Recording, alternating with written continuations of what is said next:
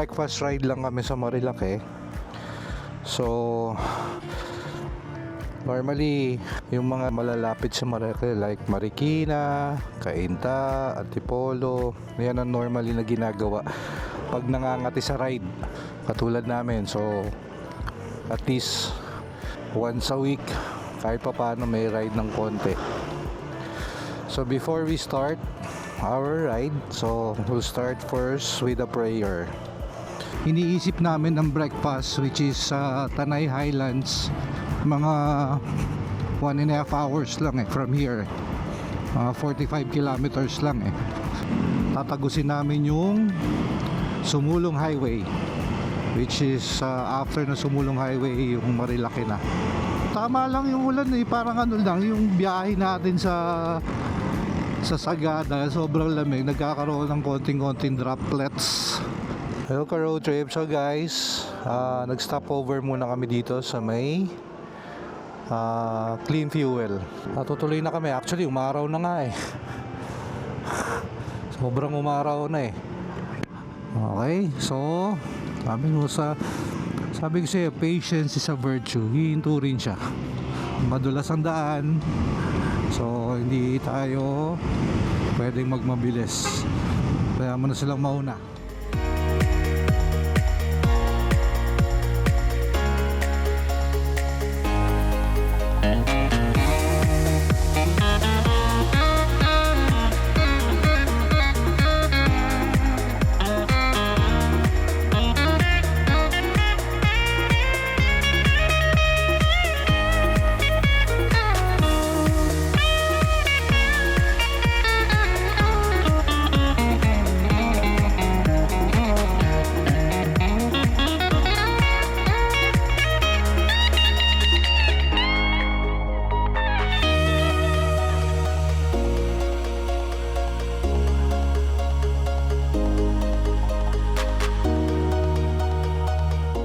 So guys, nandito na kami ngayon sa Tanay Highlands.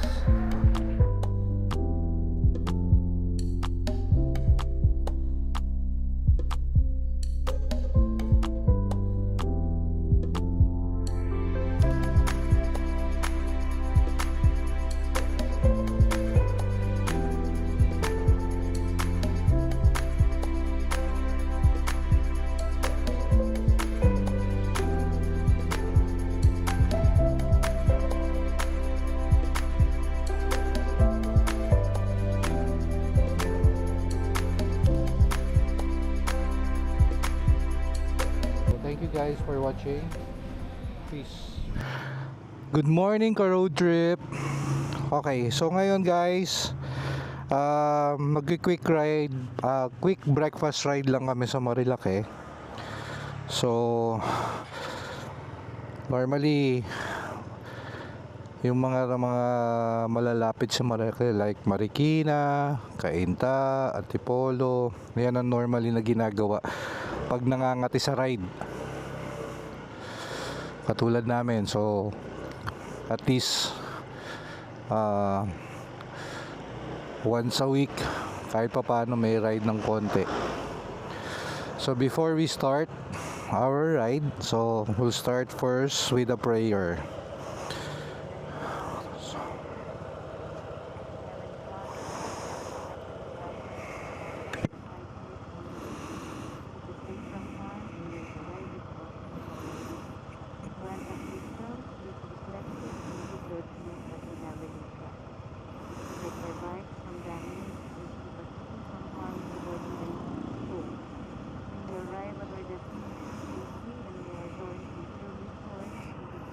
Amen. In the name of the Father, Son, and Holy Spirit. Amen. So good morning again. Good morning ka road trip. So we're leaving Marikina. So we're from Marikina, obviously.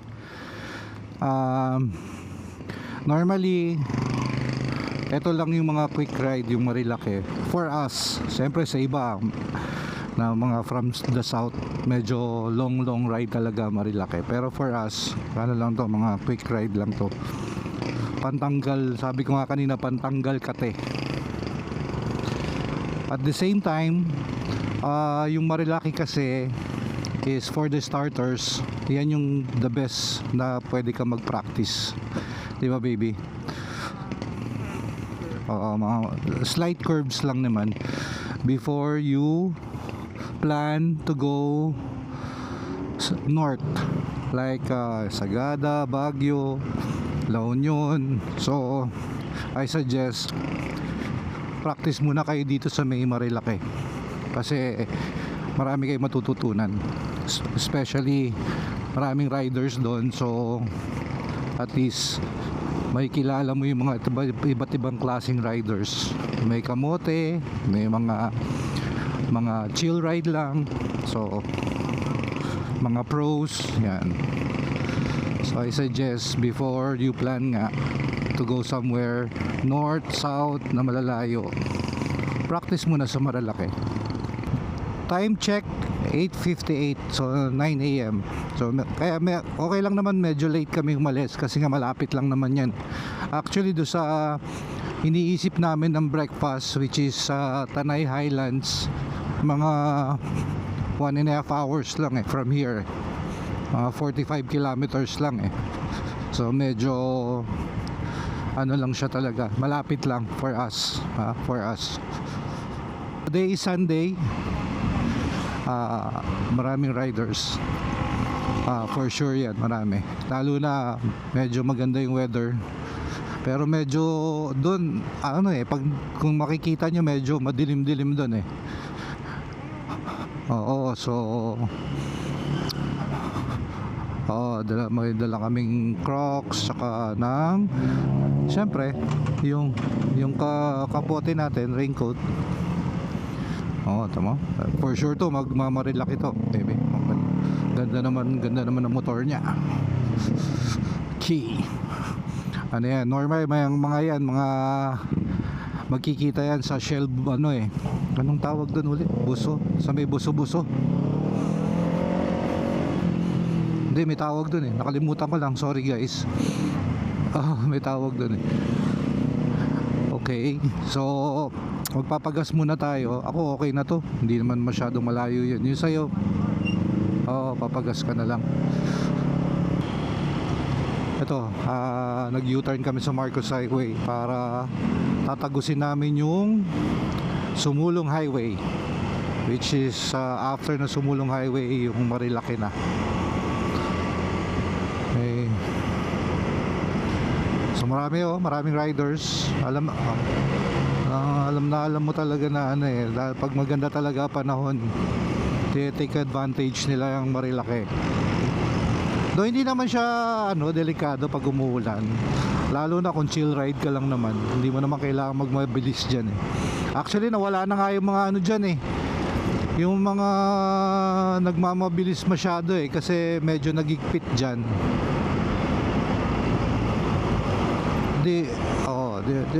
Marami yan, may mga asamo, may mga checkpoint yan. So make sure guys, yung mga motor nyo rehistrado. Tumawid na kami, yun yung papunta doon, yung right is Sumulong Highway. Ito na, Marilaki. So dito lang medyo congested itong part na to hanggang dun sa may parang gate to ng Kogyo, kung hindi ako nagkakamali. Medyo kasi matao kasi. Matao yung part na to Yan. Nahihirapan lang kami. Masarap mag-ride dito ng weekday kasi konti ang tao sa may Marilaki. Pero dito sa part na to, dito kayo matatraffic pag mga weekday. May patay na oras naman, katulad ng lunchtime. Lunchtime. May KFC na dito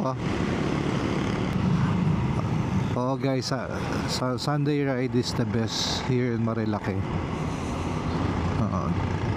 Kaya kasi minsan pag weekday yung konti yung tao, doon marami yung minsan nagkakarera kasi konti lang Walang check. Tsaka to, maraming riders, at least nagdadalawang isip yung mga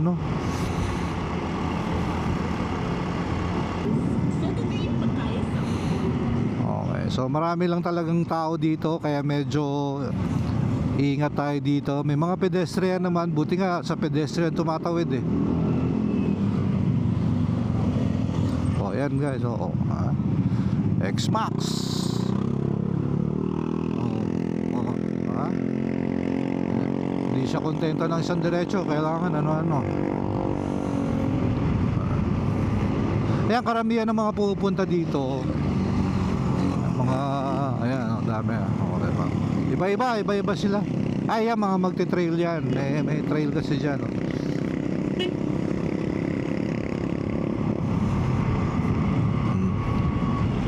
Oh, may traffic parang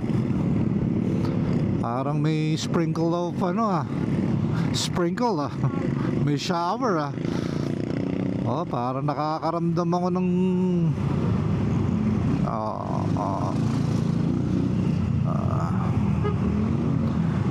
nagbabadya yung ng ulan.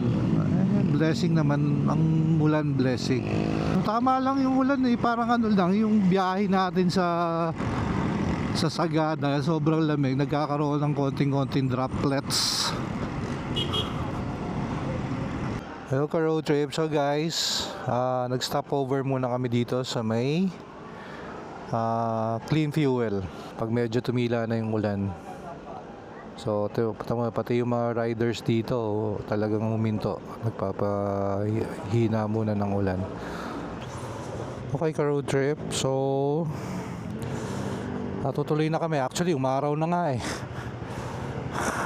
sobrang umaraw na Okay, so sabi ko sa'yo, patience is a virtue. Hihinto rin siya. Medyo gumanda na yung panahon. So balik ride tayo guys. Balik ride na tayo.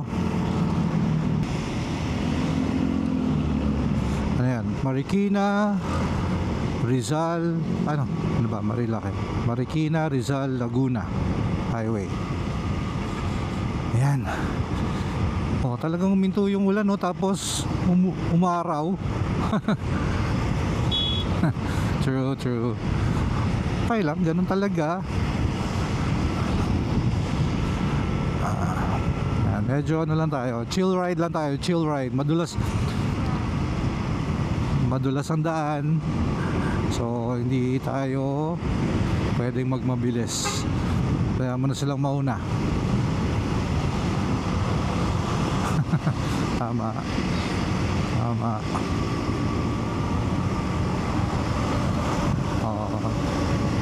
Na-aksidente na kami dito. Siguro yun yung mga first year, mga first month pa lang namin nagmumotor. Kasi just to give you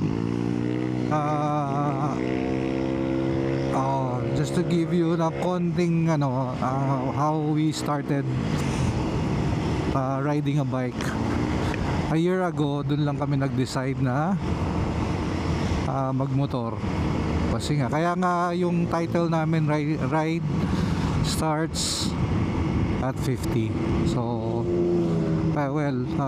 si ORP hindi pa naman 50 yan. Just baka mamaya baka mag-react pero ride starts at 50. Ako yun guys. So ngayon lang ako nag-ride. 50 na ako ng motor. So actually 1 year pa lang ako mahigit nagmumotor. Pero marami na rin ako napuntahan kasi nakaka-addict talaga mga ka-road trip ang motor. Dati binabash ko nga yung mga nagmumotor Honestly binabash ko kasi sabi ko parang ang init-init naman nagmumotor. Tapos ang kapal ng mga suot, may jacket pa, ang init-init. Pero once you experience it, doon mo makikita yung yung pleasure of it, sabi nila. Diba? Masarap talaga siyang magmotor. So tapos doon nag-start kami manood ng mga rides, mga vlog na nagra-rides. So shout out kay Boy P. Siya yung actually one of the people who inspired us na tama, hindi yung ano, just enjoy life, diba? Ayan, enjoy lang natin ang life. Ano, sabi nga nila wala namang ano yan eh, wala namang time kung kailan mo kailangan gawin yung gusto mo. Basta when the right time comes. Kaya nga yun yung verse namin eh, ng ORP ko eh. So ano yun, when the right time comes, I the Lord will make it happen. True, diba? Yun lang yun. Yan. So marami talagang nag-rides. Ingat lang tayo kasi may mga ano dyan, hindi pa rin nawawala yung mga sweet potato. Diba? Gandaan na natin ang tawag para hindi naman ano, mga sweet potato. Medyo dito tayo sa tabi kasi may mga, alam mo yun, minsan may nag-overshoot dyan eh. Nagtatanggal na rin sila ng kapote. O, di ba? Kasi nga mas masarap talaga mag-ride ng kung ano yung outfit mo talaga. Sabi nga ng ORP ko, sayang daw ang outfit niya. Okay. Ayan, maganda na guys talaga. Ang road trip, blue skies na. Talagang kumbaga binless lang muna tayo.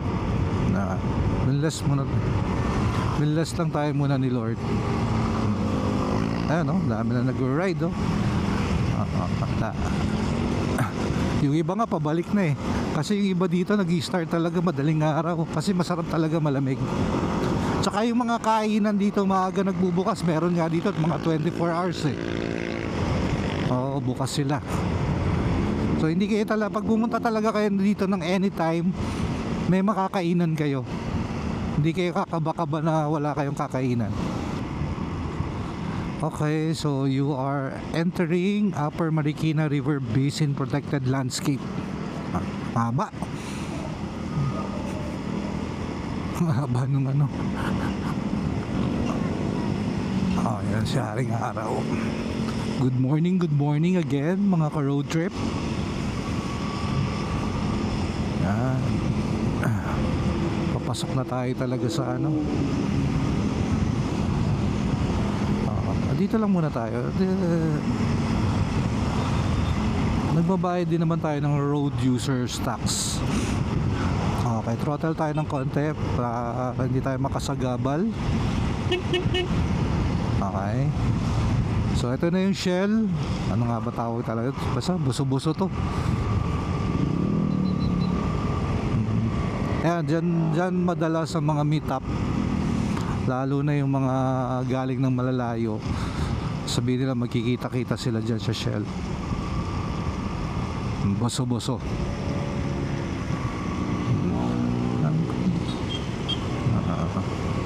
Ano, yung iba talaga pauwi na tapos na yung ano nila, ride. Tsaka yung iba dyan kasi talagang malalayo pa ng galing eh. Mga galing pa ng south eh.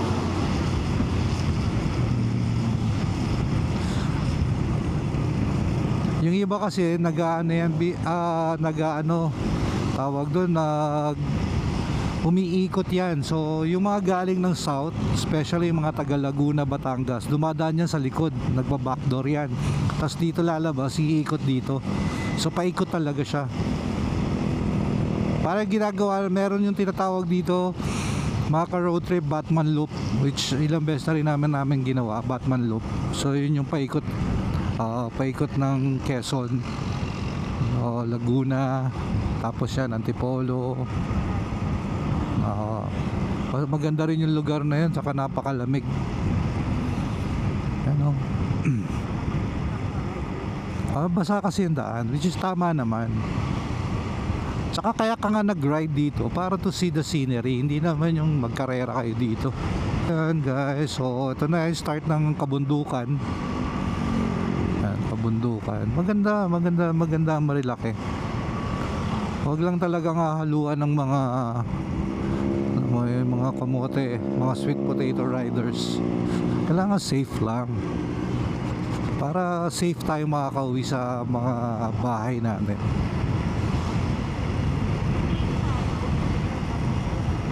Di pa. Mamaya papakita ko sa inyo kung saan kami na aksidente. Kwento ko lang ng konti, ng very very little. Okay, so ito na yun. Malapit na tayo. Yan. Ito medyo straight kasi to, mga ka-road trip. So again, kwento ko ng very very little. Straight kasi to, pero nanggaling kami from dun sa kabila kasi pauwi na kami. So medyo mabilis kasi rin pag galing ka doon kasi pababa. So ito na yun. Ito na yung ano na to, road na to. So medyo galing kami sa kabila. Tapos yung isa sa mga gasoline station dito, merong four wheel, parang van siya, dire-diretso siyang kumaliwa. So magpapaga siya, pero hindi na siya hindi na siya huminto to check. Kasi technically right of way, ito yung gasoline station dito, etong area mismo na to, dito kami na aksidente. So hindi naman kami bumangga mismo dun sa van, pero super lakas kami na prenos na nagkatamaan kami ng ORP ko, kaya nag-end up kami na parehas kaming bumalibag, na medyo may mga konting injury. Wala namang pilay, more on sa gas-gas lang. Walang major naman. Yan. Naka-gear, kaya magi-gear talaga kayo. Number 1, tama yun.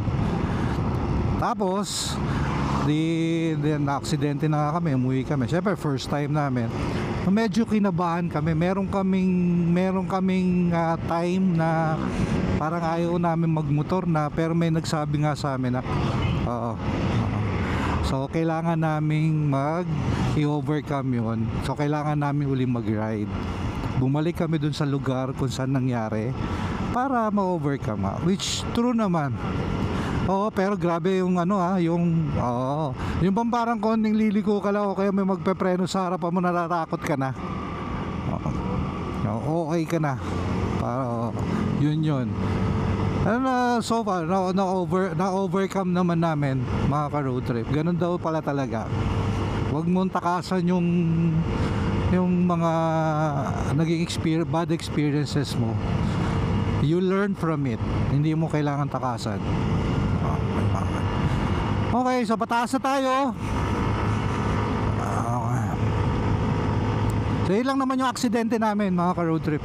After nun, hopefully wala pa naman, more than a year na rin yan.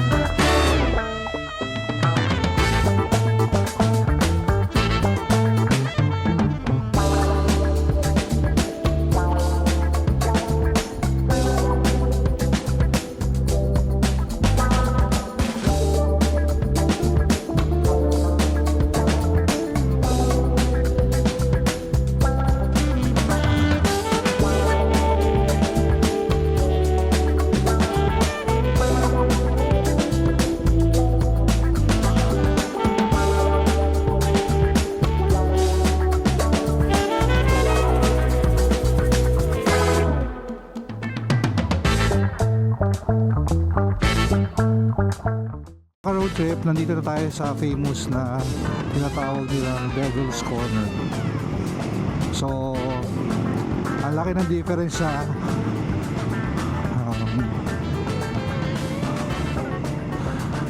ang laki na ng difference niya kasi dati talaga pag gantong weekend nakikita mo dito nagkakarera sobra, tapos maraming tambay dyan sa gilid. Hindi ko na inaano yung mga tumatambay sa gilid, pero medyo risky rin kasi yung mga nasa gilid pag tumatambay kay siyempre hindi mo naman alam yung mga out of control na pwedeng tamaan kayo sa gilid. Tsaka may mga ano na rin kasi dito, mga nagbabantay. Kuryente yan. So tsaka yung mga nagbabantay dito, syempre inaano nila para ma-prevent din yung mga ganong mangyari ulit, mga ganong aksidente lalo na on the weekend. Kaya no, ito na yung famous na tambayan dito. Tawag ba nila dito Sampalok na yata, hindi ako nagkakamali. Yan, ito na yung may mga tambay pa rin pero hindi na ganun karami na Manukan pala, sorry, Manukan. Sige, Manukan. Yan may mga ayan, Max Boys. Hindi na ganun karami. Dati sobrang dami. May Jack Daniels din okay. Ayun, di ko na mga ka-road trip, di ko na sasabihin kung bakit kami natawa. Pero diba? Kala mo ikaw ang famous, kala mo ikaw lang okay, so nalagpasan na namin yung Manukan, Devil's Corner. Siguro malapit na kami sa Tanay Highlands. So doon kami mag-stop over to eat breakfast and lunch at the same time. Ngayon hindi masyado, yung mamayang lunch. Tayo ay hindi maganda yung yung daan dito. Sige, medyo natawa, na tayo, throttle. Okay, throttle lang ng konti, mga 50 to 50 kilometers lang ang speed.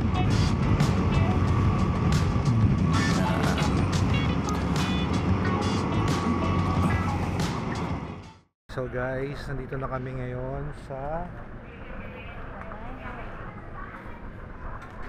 Tanay Highlands. So ito yung famous dito actually. Hindi ko naman masasabi na super pricey siya. Reasonable naman yung price niya kasi maganda yung lugar niya. Hanap na lang tayo ng place. For two, dalawa lang. Baka may dalawa dyan. Yan. Ito yung place niya guys. Okay, so yun. Meron na tayo doon agad.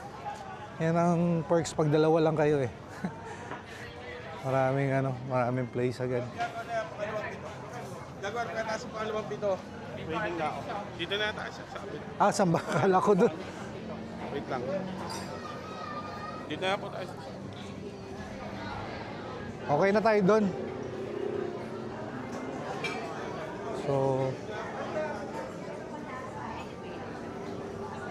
So dalawa, wala nang lugar. Dalawa lang din sila. Okay. So dito tayo, guys. Pero pag weekdays dito, talaga may enjoy mo yung lugar. Ito lang. So dito tayo So dito kami. Dito. Okay na dito? Okay. So dito kami. So hello ka road trip. So again, kanina kasi hindi ako masyado maka-video kasi merong tao dito sa side natin. Mga nahihiya for privacy, di ba? So ayoko naman makasira ng privacy. So dito na kami ulit sa Tanay Highlands. So again, we order bulalo. Ang amount niya kasi is, magkano ba yun?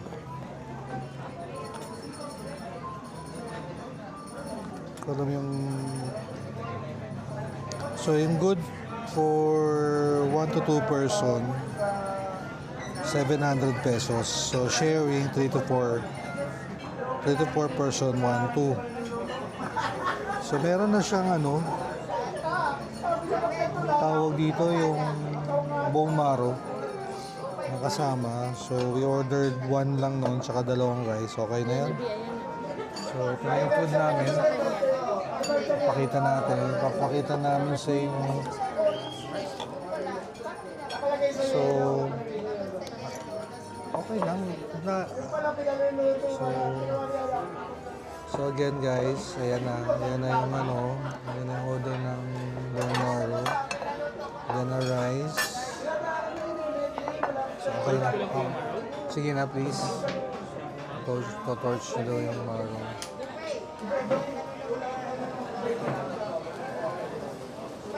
So gano'n ang setup mo.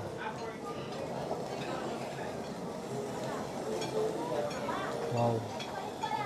Parang tino-torch pala yun. Para maluto ng konti yung marrow. Okay, so nice.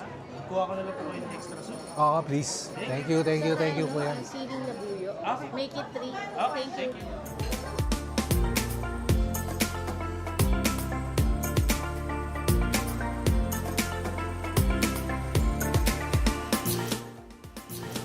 Okay guys, road trip. Teka lang, ayusin natin. Okay. So, ito yung place. Tagaytay Highlands. Ito yung viewpoint mo. So, dito ka kumain. So, maganda siya. Maganda yung view niya. Tapos sabi nung waiter, pwede daw mag-camping dito. Campsite din yan. So, pwede kang maglagay ka ng tent dyan. Yan. Pwede kang mag-camping. Not sure. Pero yun yung sabi. Tapos, ito yung kabilang side. So, maambon pa rin siya. Puro pine tree. Ganda siya. So, ang ganda ng niya. Ayun yung Laguna Lake. Maganda siya.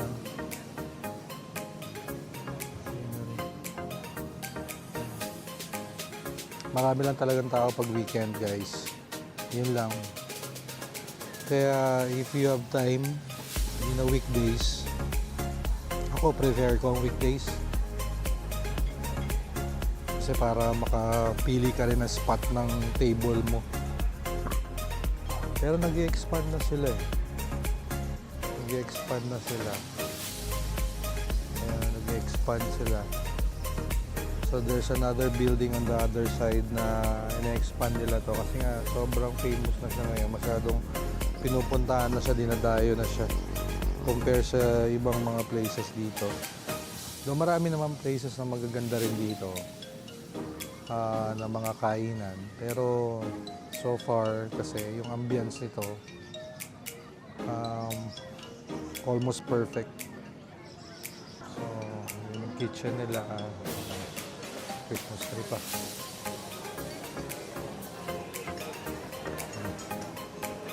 Yun.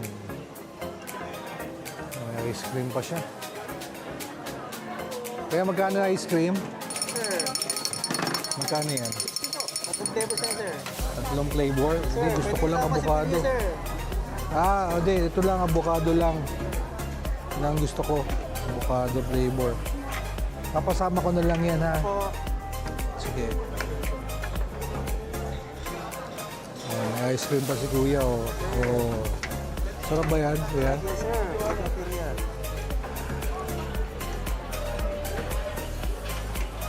Ano ba?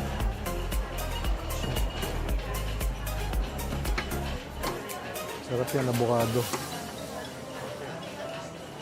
Break, go na ako sa dalawa, go. Okay, doon na lang. Hyper road trip.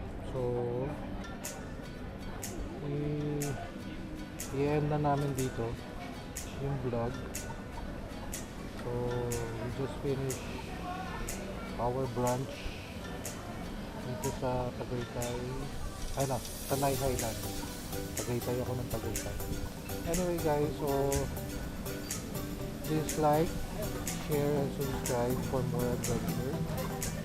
Okay, so balik pa kami ng Marikina. Lumawan ko ng Tower. So thank you guys for watching. Peace.